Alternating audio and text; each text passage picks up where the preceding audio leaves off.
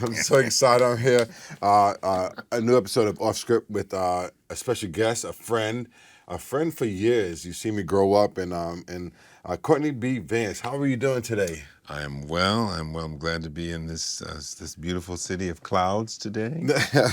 Yeah, but you're in New York, so it's once you're in New York, it's weather. It doesn't really matter, what it right? is. Doesn't matter. You're in the Good, city. good. So you had an opportunity, and I'm going to get into it, and we'll start with this. Right, you're doing a piece for an amazing man, a man who is such a great individual, great inspiration, a great legacy within the community of people of color. And I love this because we have the young individuals. The further I think we get away from certain time points in history, the least amount of effect it has on generations, right? And what you're doing here with this project is an amazing thing. So thank you so much for that. For my kids, I appreciate that. Now, tell me a little bit about this project. You know, you talk about what we, the further away you get from I'm a history buff. I love big biographies, and I didn't know anything about W.E.B. Du Bois. So that's the proper name is Du Bois, not Du Bois, right? Because people, depending on who you talk to, they try to get fancy with the name. No, he pronounced it the anglicized way, Du Bois. Yes. And he was as big as in the black community. You have, if you go in black people's homes, post 1963 up to 2000 or so, they have a picture of Jesus and a picture of MLK on the. Well, prior to '63, that was Jesus and W.E.B. Du Bois. That's how big he was, and I didn't know that. Yeah. It's so. It's how quickly and how easily, and when we forget and erase people. When he died in Ghana as the president of Ghana. He gave him a state funeral as on the same day that MLK was delivering his I Have a Dream speech. Wow. He was the largest man pre-MLK was leaving, and MLK was ascending. Wow. And they were both at the same time. They were leaving and ascending at the same time. And that, that for us not to know who he was, that's how things can repeat. That's how we lose a sense of who we are, because we don't continually revisit. Yes. And say, never forget. Yep. Never forget. Never forget. And in the information age, we say that. Yes. And so that's That's scary. That right there is scary. And that's why I love history. I read. If it's not under, I was just saying, if it's under 800 pages, biography, I'm probably not going to read it. No, wow. It's got to be 800, 900, 1,000. I just finished Ron Chernow's Twain, about Mark Twain. I had no idea. I mean, that's what it is. I got to get to that level. That's why the audio books. Yes, now, I'm excited about this. Right, because I'm an audio guy. I listen. These books now allow us to, with W.E.B. Du Bois, the first volume, which is 600 pages. The second volume, which we'll start in September, recording it and me narrating it, is I believe 650 pages. Okay. So it is an which is the second half of his life. Yeah. So what got you? What was the thing that caught you to say, yes, I want to do this project? What was it about? What was a major effect that W.E. Du Bois had on you? Pastor, as I said, I didn't know anything about him, but I had his book, the first volume, on my shelf for 30 years. Wow. Saying, I got to read this, but I don't want to carry it around with me. Yeah. You can hurt somebody with these books. Serious. Right? So I said, every 2 years I would check to see if someone had recorded it yet. I listened to these other biographies.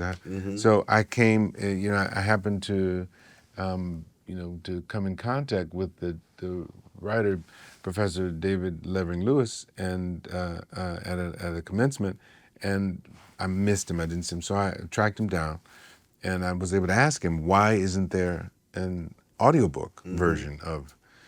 And he said, Courtney, this book, the first volume came out in 1993. There was no audio no audio books. And then the second volume, and it won the Pulitzer Prize. The second volume won the Pulitzer Prize in 2000, and there still was no. So I said, oh, that was the end of that's all I wanted to know. But he said, so what are you saying? Yeah. I said, what do you mean, what am I saying? He said, are you saying you want to do it? Nice. I said, well, that's not why I called you, but yes, I'll do it. I want to do it. You got a voice That's how for it happened. Yes. That's how it happened. And then you say challenge accepted. Challenge accepted. Nice. And I knew nothing about him, but I knew the only way I would do it would be to work with the director who directed me on when I recorded my first one, which was Professor Neil deGrasse Tyson's The Astrophysics and the Military. Yeah, that was which a tough I one. knew nothing about. That was another tough one, though. Oh my goodness! But she helped me navigate. And again, we would be reading the book. We only because the material was so dense. Miss Christina and I, with W.E.B. Du Bois's book, we would read only maybe 19, 20, 22, 23 pages a day. Work from 11 to 3. But the material is so dense, and that's all you could do. Yeah. And so it takes us, about 26, 28 days to record, Monday through Friday, 11 to 3. And you just go, that's what we got to today. That's where we got to today. And that's the rhythm. You go, whew, we got that. Okay, tomorrow. And I would go home, and the next day I'd look ahead to what we're going to do tomorrow, so I'd be prepared for that. And so that's how I read the book. I didn't want to read the book before I recorded the book because I wanted to be surprised by what I was going to discover. So take me through that day. So because that's a long time, right? So take me through a day. You set up. You go in there, you're about to read, you decide to start reading. How do you get prepared? Like do you get in your zone? You get in the zone. It takes about 3 or 4 days to realize with the director and the engineer, what the rhythm is. This is not, I don't do voices well. So this is not a voices, character voices kind of But you book. got a good voice to do voices well. But you have to plan it out and figure out who's the work behind it. All right, so tell us, you get in your zone. Yes. And how do you get in your zone? Yes. So you said about 4 days. Yes, with the engineer and the director, it takes us a minute to realize. First, the hardest part of everything is, I found out from doing theater, the hardest part is getting to the theater, is getting to the soundstage. Because once you get there, I know what to do. I got to get my little rhythm. I go in to get my tea and get my, for my first batch, I plug in, put my things where they go. I have a little thing that I keep in my hand, a little chamois I keep in my hand, and make sure I have my pillow in the right place. I mean, it's those little things, because after 2 hours, the words start to swirl in front of you, and so you really have to, know what you do, what you have to do to get yourself, ready. I mean, it's in life, everything is about a rhythm. What is the rhythm? And after a while, you just become, I know what I'm doing. I come in, boom, I know that, boom, boom, and so, the rhythm in the booth. And if you have a great director, which we do, any questions that I have, she will answer. I didn't know anything about the astrophysics, but every question eventually I said, are you an astrophysicist? How do you know all this? She says, I do my research. So that allows me to just focus on, being present and, is this the right tone? Is this did I strike the right note with that? And sometimes she would go, let's because it needs to build to that. Okay. So let's, the tone goes down at the end of that sentence instead of up. And so, it's really, it's a team thing with the three of us, engineer, director, and myself. It's a team thing. And, so that by the time we are finished, we really were like, we're family. So now you finished. What can we as listeners look forward to? you can look forward if we have done our job. And as an avid listener, so I touch myself. Yeah, I'm a as listener. an avid listener, I've recognized that if the reader is good, it's going to be an amazing experience. Okay. But if the reader is not good, Mm-hmm. I might as well not listen, because it's going to bug me, the tone or the. So the first, before somebody tells me about a book, wow, I can't wait. And then I say, before I purchase it, let me do a preview. Mm-hmm. Because That's you what can I hit do. the little Yep, preview. I do a preview. So you can listen to is that voice going to bother me? No, it's a great voice. Let's go. And I purchase it. You got a 5-minute listening thing. Yep, I do the same thing. Right? So this a lot. If I've done my job right, if we've done our job right, you don't want people to get so engrossed in your voice they miss the story. Yeah. So it's got to be something where you're neutral, and so that the story can, David Levering Lewis's story can, which is just, this man, I mean, I had no idea that the NAACP was started as a white organization. Yep. Mm-hmm. And W.E.B was, is a very, he's got strong opinions about what needs to be. And he was saying, look, we're doing something different here. You all, if I was a white guy, you wouldn't have any problem with me coming right at you and saying, this is what needs to be. What's the problem? Yep. But as a black man and a white man, this is new territory. I'm supposed to defer to you. So if I'm not deferring to you, that has nothing to do with what we're talking about. The issue that we're talking about, what you're reacting to, is that I'm not deferring to you. So get that out of the way. Yes. We're colleagues.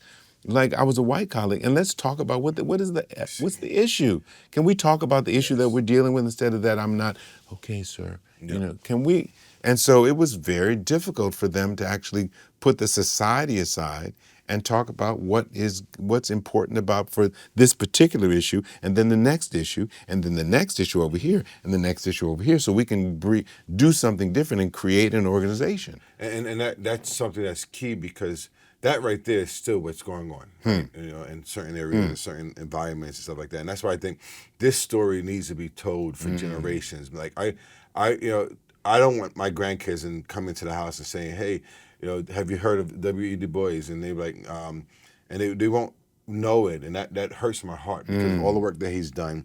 So once again, this story, and then put it on Audible. Genius idea, right? So God used you, inspired you to ask the author, and then the author said, "No, the challenge is on you," and you said, "Challenge really accepted." did. So Really that was an challenged amazing thing, and I appreciate it. How does your faith, help you navigate the arena? Because you're an actor, right? You are on big screen. You're on the stage. Now you're doing audio books and whatnot. And this probably won't be your last audio book. No. So how does your faith help you navigate this arena? It's all about my faith. It's all about our faith. That allows me to stay calm when I don't know what's next or what's happening, or is this the right choice to make? Is this the right timing? Is the timing right to actually to ask, can we go in this direction? Is this, so it's all about, so I don't panic. Yeah. As when the disciples were rowing across and they were on the one side, and Jesus said, I'll see you on the other side. He just didn't tell them that they were going to go into the storm. But if he says, I'll see you on the other side, you know that despite the storm, you're going to get to the other side. So storms of life happen to all of us. We're in a storm now, but we will get to the other side of it. Just like and that's why I read biographies, to actually see how people dealt with the storms in their lives. And I was going to ask, can you correlate your experience with something that you with this project with W.E.B. Du Bois and what the storm that he's going through? The storm he went through he was born a generation removed from slavery, and they were figuring out, people at the time were white and black were figuring out, is it W.E.B. Du Bois's way, or is it Booker T. Washington's way? Which is the agrarian, let's, the trades, do the trades, and it's a combination. But white folks at that time were, because bottom line, it's all about the vote. Yeah. Yep. We don't want to educate them too much so that they start to come into our areas and impact our lives in terms of, making sure that white folks always have what they always need and that we don't have to answer to black people. Yeah. So we don't want them to be engaged, but we don't want to seem like we're trying to keep them down. So they were, so it was as our director Christina said, they were figuring it out as they went along. Yep. They were the country was trying to figure out what direction it's going. It's this fresh out of the Civil War. He came into his own, into college and on 1885, the Civil War, that was a generation removed from the Civil War. So they're trying to get there, but are you really helping black people or are you just helping yourself? Are you only giving money, these rich philanthropists, to causes that keep black people down? Or are you giving them to causes that help bring black folks into the mainstream? Yes. That was the his dilemma. His faith was strong, right? He had to be W.E.B. Yeah. W.E.B. started off with in a very religious, the Congregationalists, but then life happened to him and he went away from his faith. I never, and we'll find out whether or not he came back to it in the second half. Okay. In volume 2, but in volume 1, no, he was not about God. Not at all. His God was himself. Yeah. For that period of time. But life has a strange way of reordering ourselves when we actually come up against ourselves. Have you ever found yourself where you struggle with your faith and your belief in God? Not when I gave my life to Him, because we were. My wife and I, the first 3 years of marriage are very difficult. As the Bible says, how two become one is a mystery. And so, I had to get knocked on my booty for me to recognize, okay, Lord, what do you want me to do? How you want this to go? And let me do it your way. I've tried it my way. Yeah. And as Dr. Phil said, how's that work for you? Yeah. And then plus, see, me knowing your wife was going to have that anyway.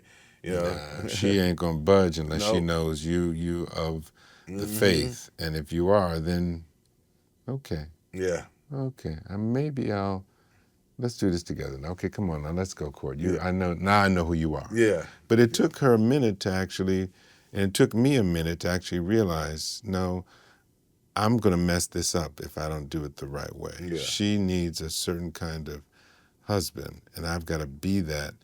I've got to allow him to transform me into the man that she needs. That's good. And if I'm the man that she needs, then she's the woman I need. Wow. And that transformation has to happen. Otherwise, then we're always constantly going, well, it's her. Yeah. It's not me, it's her. That'll preach. Oh my goodness. I'll give you credit. So when I'm preaching that, I'll give you credit.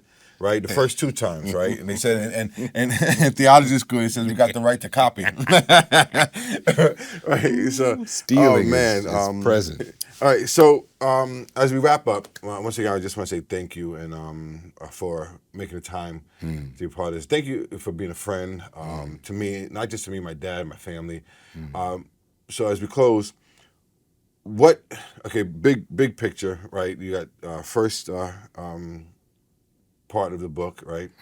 2 parts. It's coming out this month in June. The first part drops tonight. Today has dropped already. It's dropped, right? So it's available in June. If you watch it, it's available. Right. The second we begin work on it in September. Okay, so you're gonna begin in September. What is the big takeaway for the people who are gonna be listening to this? Well, that it's that we continue to, if we're, that you don't panic. We've been here, this fabric, this grand experiment, the democracy, the fabric stretches, but it doesn't tear. Yeah. So let the process work. You may not like who's there running the office now, but as the old folks say, just keep living. Yeah. And keep organizing, keep talking, keep praying, keep realizing that the system is there and it will work. It does work. But you have to engage. Mm-hmm. So engage, continue, don't panic, don't step out of the system.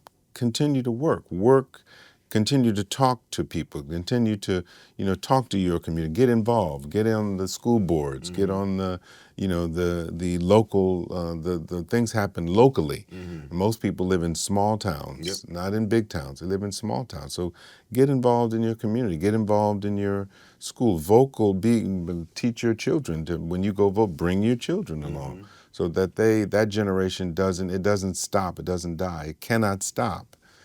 People recognize that power. Now we see what the power of the vote is. Mm-hmm. You see what the power of the vote is. That if you don't like, they began organizing when in 2024 when the 2020 when the election happened. So now this happened. Start working now. Keep working. Yeah. Don't ever stop working, because it's about your children, our children, the young people are watching. They're watching what's happening now. That do we do what we say? Do we say what we do? Mm-hmm. Or are we just talking? Yep. And the young people see, you say we're supposed to respect, sharing is caring, but we see that you don't care nothing about anything about getting your way. And so that when it's their time, because this is the world we're giving to them. Yeah. Yep. This is the young people's world that we're as a pastor with a huge youth ministry. Young people are watching what we say and do. Yep. So they need to know that and as I say, I was speaking to a group of young people about 2 weeks ago, and I said, if you don't like what you see, change it. Yep. I like that. Get ready for the change, because you are the change. This generation, we're not doing right. Yeah. Yep. We're not doing right. We're not doing right. I know. I'm saying to young people, that what we're doing now is not right. So when it's your turn, do right. Yeah. Don't don't go, well, they did it, we're going to do the same thing and worse. No, it's not right. If you say something, if you teach the young people in a sporting event that you got to, after you finish, you got to go up and shake hands. Don't you see somebody not doing it? Yeah. Well, we're going to get them. No, baby. Go ahead and you lost. Yep. We're going to get you next time. Yep. Have a good game. Yep. I mean, you're the better team today. Yep. Today. Yep. Today. Yep. I like that. And I think that's why, reading books like or listening to a book like you're going to be doing, especially looking forward for volume 2, that these are the things that the kids need to be connected to. That says, okay, no, this is the possibilities if you get involved. This is the possibility if you challenge the status quo. These are the possibilities that if you just really allow your voice to look and seek justice and good for the people, then you'll find yourself getting involved. And you have to get involved in order for you. If you want change, get involved. And you can look, if the message for me is, and I'm going to be quiet, if you can look at what he did when everywhere he looked was a no. Everywhere he looked, black people were not supposed to be there, and he still succeeded. And he still, then when in our generation, in this current generation, you can look on your phone and everywhere is a yes. It may be overwhelming because it looks like everybody's doing something, but they're not really. But you can, if he can do it with nothing, you can do something with more with something. Yes. Well, thank you so much. Thank you. Thank you for listening to another episode of Off Script with my friend Courtney B. Vance. And until next time.